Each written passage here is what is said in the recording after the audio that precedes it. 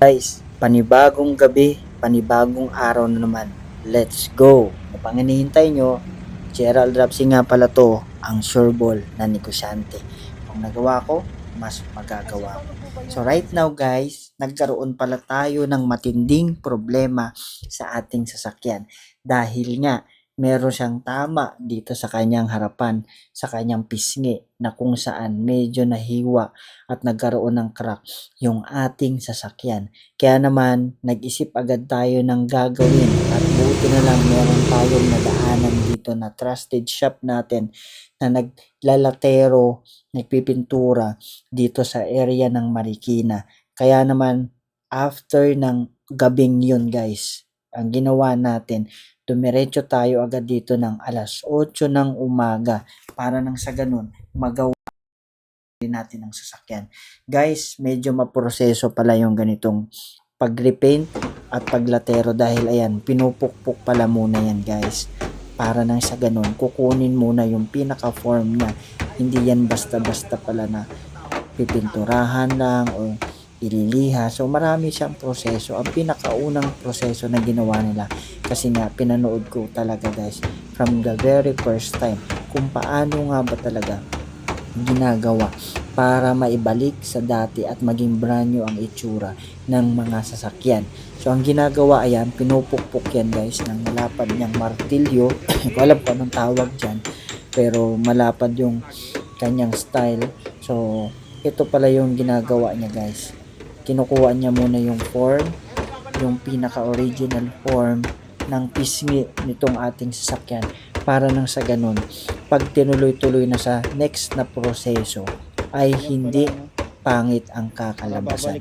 So buti na lang nakausap natin dito si Kuya, nabanggit nga niya sa atin na within 8 hours daw ang ganitong proseso. So medyo matagal-tagal din guys kasi nga una latero, kukunin mo na yung form para nang sa ganun maibalik yung dating itsura. So hindi rin ganun kadali. Ayan. So habang ginagawa ni Kuya, talagang easy na easy lang sa kanya dahil nga marami na rin daw siyang mga nasubukan at mga sasakyan na ginawa katulad nito nangyari sa akin. Yung iba nga daw mas malala pa. So ayan yung mga tama. At mamaya guys, makikita nyo yung pinaka-result after nito. So makikita nyo yung before and after guys. Para nang sa ganun, makita mo ng mas matindi kung gaano ba kaganda yung pagkagawa nila dito. Okay? So syempre, habang ginagawa yan ni Kuya, waiting rin yung kasamahan niya, nililinisan yung kabila kasi ang ginawa ko guys, buong bumper, sinama ko at itong side na tong pisngi na to dahil nga nagkaroon niya ng crack para mabalik yung dati at maibalik sa dating pisngi ng mas maganda at parang walang nangyari. So medyo mabusisi guys ang paglatero nito ni Kuya. Siya nga pala guys yung may-ari ng shop na to. So napakabait dahil nga siya pa mismo ang talagang gumagawa sa ganitong mga trabaho dito sa kanyang shop.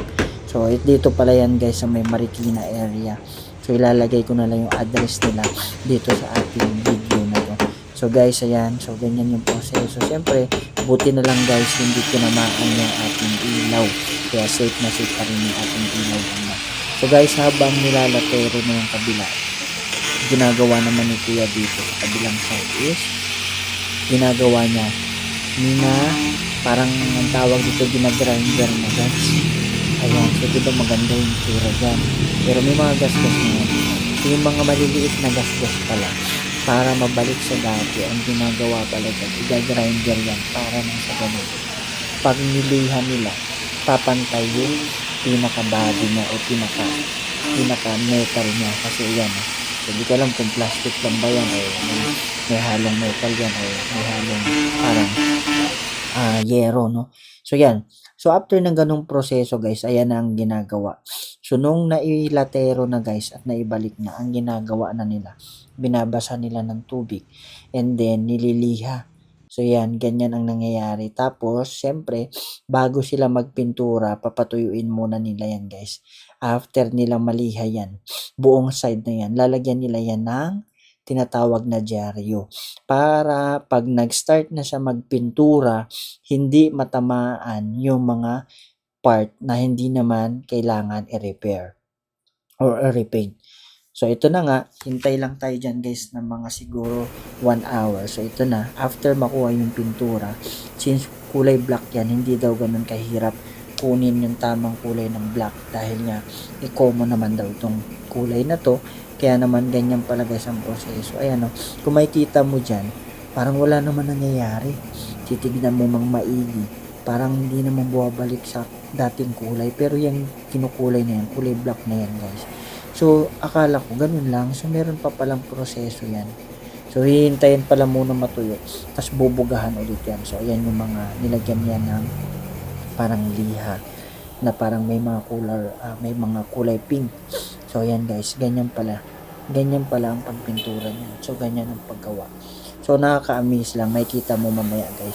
Yung pinaka-result after ng pagpipintura. So, medyo inabot din ng almost 30 minutes to 1 hour guys yung pagpipintura. And after nyan, syempre buti na lang hindi maulan. Medyo umambon lang pero hindi ganun kalakas. Kaya naman medyo natuyo ka agad yung pintura pagkatapos. So ayan, kasi nung pagpunta ko dyan guys, medyo maulan sa mga oras na yan. So ayan guys, pinipinturahan na. So kung makikita mo, parang imposible na babalik sa dati niyang kulay. Diba? Kasi imagine mo guys, so ayan. So, ganyan pala yung tamang proseso. Hindi pala yung basta-basta na pag nagkaroon ng gasgas o nagkaroon ng problema yung body ng sasakyan, hindi pala basta-basta na lalagyan mo lang yan ng pintura na kung anong kulay ng sasakyan. So, meron palang proseso yan. So, ayan, nagkakabigayan sila doon ng mangga kasi nga yung mga staff dito kumuha ng mangga. And habang waiting muna kami para patuyuin, so, ito na ang ginawa, pinunasan na. At after pala guys, pinturahan, ililiha ulit yan. Papakintabin ulit. So, ganun pala ang gagawin. So, ito pala guys, yung hindi pa siya nagawa. So, ganyan yung itsura niya. Ayan o, tignan mo maigi ah. After gawin siya, parang walang nangyari. Amazing. So, ito na. Ayan. Ito na yung ginawa. Ito na yung naayos na siya. Ayan, hindi yan kasama yung kilid yan. Sa kabilang side yan kasama. Ito lang, simula dyan yan. Simula dyan hanggang dito sa bumper sa kabilang. Ayan, ayan, so ayan. So, ayan na pala guys. Parang walang nangyari. So, after guys ng 5 araw, bumalik ako. Kasi nga, para mas kumintab pa daw at bumalik pa yung dating kulay, ibabapin pa yun. Para mas lumabas pa yung pinaka-original kulay talaga noong pintura na ginawa dito sa ating sasakyan. So yan, binapin pa yan guys para na sa ganun mas maging makintab at mas maging maganda pa ang kakalabasan. After nila ibapin yan, syempre pupunasan din nila yan para nang sa ganun bumalik na sa dating kulay ang ating sasakyan. So ayan guys, so ganyan yung ginagawa. So after nila ibapin, pupunasan ulit nila yan para na sa ganun kumintab at mas lalo pang bumalik yung pinakakulay ng ating sasakyan. So yun lang naman guys, maraming salamat sa panonood. So okay na ulit si Baby Monty at wala nang galo sa muka at sa pisngi.